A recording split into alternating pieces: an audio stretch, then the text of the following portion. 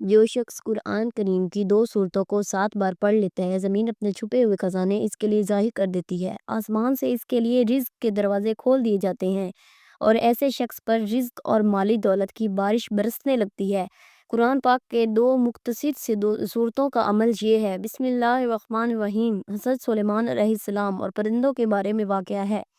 جب پرندے ہر روز فضا میں اڑتے ہیں تو ان کے درمیان ایک خلا ہوتا ہے جس سے آسمان دکھائی دیتا ہے۔ جب یہ خلا بار بار دکھائی دیا تو آپ نے پرندوں سے پوچھا کہ یہ خلا کس کا ہے؟ پرندوں نے بتایا کہ یہ خلا کوے کے لیے ہے۔ حضرت سلیمان علیہ السلام نے حکم دیا کہ کوے کو لایا جائے۔ جب کوا آیا تو حضرت سلیمان علیہ السلام نے اس سے پوچھا کہ تم پرندوں کے ساتھ کیوں نہیں اڑتے؟ کوے نے جواب دیا میرے پاس ایک عذر ہے جس کی وجہ سے میں پرندوں کے ساتھ نہیں اڑ سکتا۔ حضرت سلیمان علیہ السلام نے پوچھا کیا عمر ہے؟ کوا بولا میرا باپ بوڑھا ہو چکا ہے، اس کی عمر 500 سال ہے، وہ حرکت نہیں کر سکتا اور اس کے پر میں جڑ چکے ہیں، وہ کسی کام کا نہیں رہا، اور جب پرندے اڑتے ہیں تو میں اپنے پروں سے اس کو ڈھانپ لیتا ہوں تاکہ شکاری پرندے اسے نہ کھا جائیں۔ حضرت سلیمان علیہ السلام نے حکم دیا کہ کوے کے باپ کو لایا جائے تاکہ یہ دیکھا جائے کہ آیا یہ کوا سچ بول رہا ہے یہ جھوٹ۔ جب کوے کے باپ کو لایا گیا تو وہ ویسا ہی تھا جیسے کوے نے بتایا۔ حضرت سلیمان علیہ السلام نے کوے سے کچھ نہیں کہا اور پھر کوے کے باپ سے پوچھا تمہاری زندگی میں سب سے عجیب بات کیا تھی؟ کوے کے باپ نے جواب دیا جب میں جوان تھا میں نے ایک شہر دیکھا جس کی دیواریں، دروازے اور ہر چیز سونے کی بنی ہوئی تھی۔ جب میں وہاں اترا تو وہاں کے لوگ مجھے دیکھ کر خوش ہوئے اور مجھے ایک اونٹ تحفے میں دیا جس کا گوشت میں نے اور دوسرے شکاری پرندوں نے کھایا۔ پھر کچھ وقت بعد قحط آیا اور میں نے سوچا کہ دوبارہ اس شہر میں جاؤں تاکہ مجھے کھانا مل سکے۔ جب میں وہاں پہنچا تو دیکھا کہ شہر اب چاندی کا ہو چکا ہے۔ وہاں کے لوگوں نے مجھے ایک بکرا تحفے میں دیا جس کا گوشت میں نے کھایا اور چلا گیا۔ کچھ سال گزرنے کے بعد میں نے پھر سوچا کہ اس شہر میں جاؤں، لیکن جب میں وہاں پہنچا تو دیکھا کہ سارا شہر مٹی کا ہو چکا تھا اور وہاں کے لوگوں نے مجھے کچھ نہیں بتایا۔ یہ میرے لیے زندگی کے سب سے عجیب بات تھی۔ حضرت سلیمان علیہ السلام نے پوچھا کیا تمہیں اب بھی اس شہر کا مقام یاد ہے؟ کوے کے باپ نے کہا ہاں مجھے یاد ہے۔ حضرت سلیمان علیہ السلام نے حکم دیا کہ کوے کو اپنے ساتھ فرش پر بٹھایا جائے اور ہوا میں اڑایا جائے۔ جب وہ شہر کے مقام پر پہنچے تو حضرت سلیمان علیہ السلام نے پوچھا کہاں ہے وہ شہر؟ کوا بولا یہی تھا۔ حضرت سلیمان علیہ السلام نے حکم دیا کہ زمین سے مٹی کو ہٹایا جائے اور وہاں ایک پرانے شہر کے آثار ملے۔ حضرت سلیمان علیہ السلام نے حکم دیا کہ اس شہر میں کوئی جاندار تلاش کیا جائے۔ کچھ دیر بعد جنات اور ہوا نے بتایا کہ ایک کنویں میں ایک بڑا سانپ ملا ہے جس کی عمر 300 سال ہے۔ سلیمان علیہ السلام نے سانپ کو بلایا اور اسے پوچھا تم کون ہو؟ سانپ نے کہا میرا نام سیاہ ہے۔ حضرت سلیمان علیہ السلام نے پوچھا کیا تمہیں اس شہر کے لوگوں کی موت کے بارے میں کچھ معلوم ہے؟ سانپ نے کہا میں تب تک کچھ نہیں بتاؤں گا جب تک آپ مجھے اللہ کا وعدہ نہ دے دیں ان کے مجھے کوئی نقصان نہیں پہنچے گا۔ حضرت سلیمان علیہ السلام نے وعدہ دیا میں تمہیں اللہ کا وعدہ دیتا ہوں کہ تمہیں کوئی نقصان نہیں پہنچے گا جب تک تم کچھ غلط نہ کرو۔ سانپ نے کہا اس شہر کے لوگ اللہ کی نعمتوں سے بغاوت کر چکے تھے تو اللہ نے مجھے ان پر مسلط کیا اور میں نے ہوئے کہ پانی میں زہر ملا دیا جس سے وہ سب مر گئے۔ حضرت سلیمان علیہ السلام نے حکم دیا کہ شہر کو دوبارہ تعمیر کیا جائے اور جب شہر اپنی پرانی حالت میں آیا تو حضرت سلیمان علیہ السلام نے سانپ کو قتل کرنے کا حکم دیا۔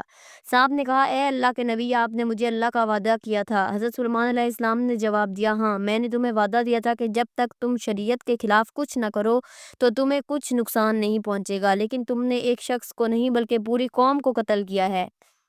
سانپ کو قتل کرنے کے بعد حضرت سلیمان علیہ السلام نے اس کے دانتوں کو شہر کے دروازے پر لٹکا دیا اور جب لوگ وہاں سے گزرتے تو پوچھتے یہ کس کے دانت ہیں؟ جواب ملتا یہ سانپ سیاہ کے دانت ہیں۔ وقت گزرنے کے ساتھ ساتھ لوگ کہنے لگے یہ سیاہ کے دانت ہیں، پھر صرف ناب سیاہ کہنے لگے اور آخرکار شہر کا نام نابلس پڑ گیا۔ شیخ عبد الرحمن بن سلمان کے سلام کے مطابق حضرت سلیمان علیہ السلام نے جب دیکھا کہ اللہ تعالیٰ نے ان کے لیے دنیا کو وسیع کر دیا ہے اور دنیا کی طاقت ان کے ہاتھ میں ہو گئی ہے تو کہنے لگے اے میرے معبود اگر آپ مجھے اجازت دیں کہ میں آپ کی تمام مخلوقات کو پورے سال کھلاؤں تو بہتر ہوتا۔ اللہ تعالیٰ نے ان کے پاس وحی بھیجی کہ تم اس پر ہرگز قدرت نہیں رکھتا۔ حضرت سلیمان علیہ السلام نے پھر درخواست کی یا الہی ایک ہفتے کے لیے ایسا ہو جائے۔ اللہ تعالیٰ کی طرف سے جواب ملا کہ تو اس کی بھی طاقت نہیں رکھتا۔ حضرت سلیمان علیہ السلام نے درخواست کی یا اللہ ایک دن کے لیے اجازت دے دے۔ اللہ تعالیٰ کی طرف سے وحی ملی کہ تو اس کی بھی قدرت نہیں رکھتا، لیکن ایک دن کی ضیافت کی اللہ تعالیٰ نے اجازت دے دی۔ اجازت ملنے کے بعد حضرت سلیمان علیہ السلام نے تمام جنات اور انسانوں کو حکم دیا کہ وہ تمام کے تمام ان چیزوں کو جو زمین پر حلال ہے، یعنی گائے، بیل، بکریاں، دمبے وغیرہ، اور ان تمام چیزوں کو جو جنس حیوان میں سے ہے یعنی پرندے وغیرہ ان کو جمع کرے۔ چنانچہ جن و انس نے ان تمام چیزوں کو جمع کیا اور بڑی بڑی دیگیں تیار کی گئیں اور پھر ان تمام جانوروں کو ذبح کر کے ان کو پکایا گیا۔ حضرت سلیمان علیہ السلام نے ہوا کو حکم دیا کہ کھانے پر چلے تاکہ خراب نہ ہو، پھر تمام کھانوں کو جنگل میں پھیلا دیا گیا۔ اس کھانے کی دعوت کی لمبائی 1 مہینے کی مسافت کے برابر تھی اور اس کی چوڑائی بھی اتنی تھی۔ حضرت سلیمان علیہ السلام نے اللہ سبحانہ وتعالی سے دعا فرمائی تو اللہ رب العزت نے وحی نازل فرمائی، اے سلیمان تو میری مخلوقات میں سے کس سے دعوت شروع کرے گا؟ حضرت سلیمان علیہ السلام نے فرمایا کہ میں سمندر کے جانوروں سے شروع کروں گا۔ اللہ تعالیٰ نے بحر مہت کی ایک مچھلی کو حکم دیا کہ وہ سلیمان علیہ السلام کی ضیافت میں سے کھائے۔ چنانچہ وہ مچھلی آ گئی اور حضرت سلیمان علیہ السلام سے کہنے لگی کہ میں نے سنا ہے کہ تو نے ضیافت کا دروازہ کھول دیا ہے اور آج میری ضیافت تو کرے گا۔ حضرت سلیمان علیہ السلام نے فرمایا ہاں ایسا ہی ہے اور کھانا شروع کر۔ چنانچہ وہ مچھلی آگے بڑھی اور دسترخوان کے شروع سے کھانے لگی۔ مچھلی نے اس قدر کھایا کہ کچھ دیر میں جتنا بھی کھانا تھا سب کچھ اکیلے کھا گئی۔ سب کھا کر مچھلی نے حضرت سلیمان علیہ السلام کو آواز لگا کر کہا، اے سلیمان مجھے اور کھانا کھلاؤ۔ حضرت سلیمان علیہ السلام نے حیرانگی سے فرمایا کہ تو سب کچھ کھا گئی ہے، اب بھی تیرا پیٹ نہیں بھرا؟ یہ جواب سن کر مچھلی بولی، کیا مہمان کے لیے میزبان کا ایسا جواب ہوتا ہے؟ اے سلیمان آپ خوب جان لیں کہ میرے لیے جتنا آپ نے پکایا اتنا کھانا میرے اللہ مجھے دن میں 3 مرتبہ دیتا ہے، جبکہ تو آج میرے کھانے میں کمی کی وجہ بن گیا اور تو نے میرے کھانے میں کمی کر دی ہے۔ یہ سنا تھا کہ اسی وقت اسی لمحے حضرت سلیمان علیہ السلام اللہ رب العزت کے سامنے سجدہ ریز ہو گئے اور کہنے لگے، پاک ہے وہ ذات جو مخلوقات کی روزیوں کے ساتھ کفالت کرنے والی ہے کہ جہاں سے مخلوق جانتی بھی نہیں کہ آتا کہاں سے ہے۔ ابن ماجہ میں ایک حدیث ہے، رسول اللہ صلی اللہ علیہ وآلہ وسلم نے فرمایا، سلیمان ابن داؤد کی والدہ نے ایک دفعہ نصیحت فرمائی، بیٹا رات بھر سوتے ہی نہ رہا کرو، اس لیے کہ رات کے اکثر حصے کو نیند میں گزارنا انسان کو قیامت کے دن اعمال خیر سے محتاج بنا دیتا ہے۔ اللہ تعالیٰ نے حضرت سلیمان علیہ السلام کو بہت سے معجزے عطا فرمائے۔ پہلی ایک عظیم بادشاہت جو ان سے پہلے کسی کو نصیب ہوئی اور نہ ان کے بعد کسی کو میسر آئے گی۔ دوسرا، انسانوں کے علاوہ جنوں اور شیاطین کو ان کے تابع کر دیا۔ تیسرا، ہر طرح کے جانوروں کو نہ صرف آپ علیہ السلام کا فرما بردار کیا بلکہ ان کی بولیاں سمجھنے اور بولنے کی صلاحیت بھی عطا فرمائی۔ چوتھا، ہوا کو مسخر کر دیا کہ آپ علیہ السلام ایک ماہ کی مسافت صبح شام میں طے کر لیا کرتے تھے۔ پانچواں، ان کے لیے پگھلے ہوئے تانبے کا چشمہ جاری کر دیا۔ قرآن مجید کی 7 سورتوں میں 16 مقامات پر حضرت سلیمان علیہ السلام کا تذکرہ ہے۔ حضرت سلیمان علیہ السلام کو اللہ تعالیٰ نے علم و حکمت، فہم و فراست، ذہانت اور بے پناہ قوت فیصلہ سے نوازا تھا۔ ایک مرتبہ حضرت داؤد علیہ السلام کے دربار میں 2 افراد ایک مقدمہ لے کر حاضر ہوئے۔ ان میں سے ایک بکری والا اور دوسرا کسان تھا۔ کسان نے دعویٰ کیا کہ اس شخص کی بکریوں نے میرے کھیت میں گھس کر اسے تباہ و برباد کر ڈالا۔ حضرت داؤد علیہ السلام نے اپنے علم و تجربے کے پیش نظر فیصلہ دیا کہ کھیتی کا نقصان بکریوں کے ریوڑ کی قیمت کے برابر ہے، لہٰذا بکریوں کا پورا ریوڑ بطور تعاون مدعی کو دے دیا جائے۔ فریقین عدالت سے باہر نکلا تو دروازے پر نوعمر حضرت سلیمان علیہ السلام سے ملاقات ہو گئی۔ انہوں نے مقدمے کے بارے میں دریافت کیا اور فیصلہ سن کر دونوں کو لے کر والد محترم کی خدمت میں حاضر ہوئے اور گزارش کی اگر اجازت ہو تو اس فیصلے سے متعلق اپنی رائے پیش کروں۔ اجازت ملنے پر حضرت سلیمان علیہ السلام بولے، آپ علیہ السلام بکریاں تو کھیت والے کو دے دیں تاکہ وہ ان سے فائدہ اٹھاتا رہے اور کھیت کی زمین بکریوں والوں کے سپرد کر دیں کہ وہ اس میں کاشت کر کے کھیت کو اس حالت میں لے آئے جیسے بکریوں کے چرنے سے پہلے تھا، پھر کھیت واپس کسان کو دے دیں اور بکریاں والوں کو۔ حضرت داؤد علیہ السلام کو یہ فیصلہ بہت پسند آیا۔ قرآن کریم میں ارشاد باری ہے، اور داؤد علیہ السلام اور سلیمان علیہ السلام کو یاد کیجیے جبکہ وہ کھیت کے معاملے میں فیصلہ کر رہے تھے کہ کچھ لوگوں کی بکریاں رات کو چر گئی تھیں اور ہم ان کے فیصلے میں موجود تھے اور ہم نے اس کا صحیح فیصلہ سلیمان علیہ السلام کو سمجھا دیا۔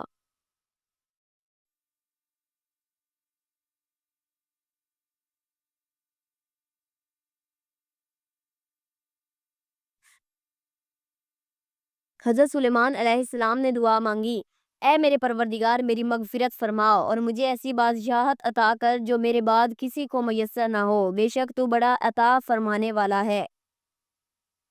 حضرت سلیمان علیہ السلام کی یہ دعا اللہ کے دین کے غلب ہی کے لیے تھی، چنانچہ اللہ عز و جل نے دعا قبول فرمائی اور انہیں عظیم الشان حکمت عطا فرمائی۔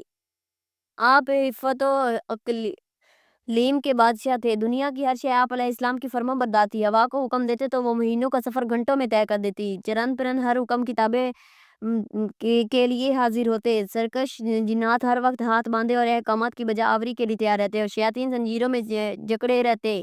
سورۃ الانبیاء میں ارشاد ہے اور ہم نے تیز ہوا سلیمان علیہ السلام کے تابع کر دی جو ان کے حکم سے اس ملک میں چلتی تھی جس میں ہم نے برکت دی تھی، یعنی ملک شام، اور ہم ہر چیز سے باخبر ہیں۔ حضرت حسن بصری رحمۃ اللہ علیہ فرماتے ہیں کہ ہوا کے مسخر کرنے کا واقعہ حضرت سلیمان کے ساتھ اس وقت پیش آیا جب آپ اپنے لشکری گھوڑے کے معائنے میں مصروف تھے۔ اس اثناء میں آپ علیہ السلام کی عصر کی نماز فوت ہو گئی۔ چنانچہ اس غفلت کا سبب گھوڑے بنے تھے، لہٰذا انہوں نے اپنے ان خوبصورت اور بیش بہا گھوڑوں کو ذبح کر دیا۔ حضرت سلیمان علیہ السلام نے جب اپنی سواری کے جانور قربان کر دیے تو اللہ عز و جل نے انہیں اس سے بہتر سواری عطا فرمائی اور ہوا کو مسخر کر دیا۔ حضرت سلیمان علیہ السلام کی ان گھوڑوں کا واقعہ قرآن کریم کی سورۃ سواد میں موجود ہے۔ ارشاد باری ہے اور ہم نے سلیمان کے لیے ہوا کو مسخر کر دیا کہ صبح کی منزل مہینے بھر کے ہوتی تھی اور شام کی منزل بھی، یعنی حضرت سلیمان علیہ السلام ایان سلطنت اور لشکر تحت پر بیٹھ جاتے اور جدھر آپ علیہ السلام کا حکم ہوتا ہوائیں اسے اتنی رفتاری سے لے جاتی کہ ایک مہینے جتنی مسافت صبح سے دوپہر تک کی ایک منزل میں طے ہو جاتی، اور پھر اسی طرح ایک مہینے کے مسافت دوپہر سے رات تک میں، یعنی اسی طرح ایک دن میں 2 مہینوں کی مسافت طے ہوتی۔ کوئی مسافت طے ہوتی۔ ابن ابی حاتم نے حضرت سعید ابن زبیر سے نقل کیا ہے کہ تخت سلیمانی پر 6 لاکھ کرسیاں رکھی جاتی تھیں جن پر حضرت سلیمان کے اہل ایمان انسان، ان کے پیچھے اہل ایمان جنات بیٹھتے۔ پھر درندوں کو حکم ہوتا کہ وہ تخت پر سایہ کر لے تاکہ آفتاب کی تپش سے تکلیف نہ ہو۔ ہوا اس عظیم الشان تخت کو اٹھا کر جہاں کا حکم ہوتا وہاں پہنچا دیتی۔ بعض روایت میں ہے کہ اس ہوائی سفر کے وقت پورے راستے حضرت سلیمان سر جھکائے اللہ کے ذکر و شکر میں مشغول رہتے۔ اللہ تعالیٰ نے جنات اور شیاطین کو بھی حضرت سلیمان کا تابع اور فرمانبردار بنا دیا تھا، جو نوکروں اور چاکروں کی طرح آپ کا حکم بجا لاتے۔ وہ آپ کے لیے سمندر کی تہ سے قیمتی موتی ہیرے جواہرات نکال لاتے۔ حضرت سلیمان علیہ السلام کو بڑی اور خوبصورت عمارتیں بنانے کو شوق تھا، چنانچہ آپ کے حکم پر شاندار عمارتیں بناتے۔